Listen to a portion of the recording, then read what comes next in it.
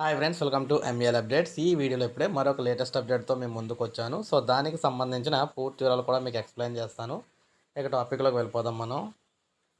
So మీరు చూసుకున్నట్లయితే రాజీనామా చేశాను కదా, ఉపాధ్యాయ పోస్టు వస్తే చేరిపోతానంటూ సో ప్రభుత్వ విప్ ధర్మశ్రీ చలోక్తి అయితే వేశారనమాట. ఇక్కడ మీరు చూసుకోవచ్చు.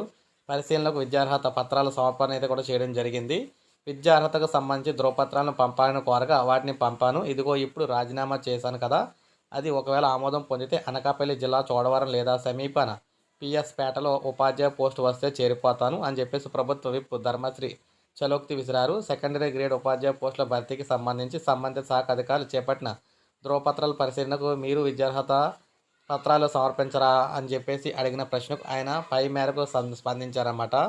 శనివారం విశాఖలో నిర్వహించిన ఉత్తరాంధ్ర అభివృద్ధి జేఏసీ సమావేశంలో ఎమ్మెల్యే పదవికి రాజీనామా చేస్తున్నట్లు ధర్మశ్రీ ప్రకటించిన విషయం అందరికీ తెలిసిందే. ఈ నేపథ్యంలో సెకండరీ గ్రేడ్ ఉపాధ్యాయ పోస్టు భర్తీ అంశం తెరపైకి అయితే రావడం చర్చకు అయితే దారితీసింది. 1993 అన్నామలై విశ్వవిద్యాలయంలో బీఈడీ పూర్తి చేశారు.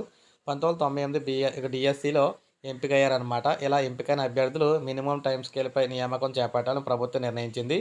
ఇందులో భాగంగా అభ్యర్థులు ఇక్కడ విద్యార్హతకు సంబంధించి ధ్రువపత్రాల పరిశీలన అయితే ధర్మశ్రీ తన పత్రాలను అయితే పంపించారన్నమాట.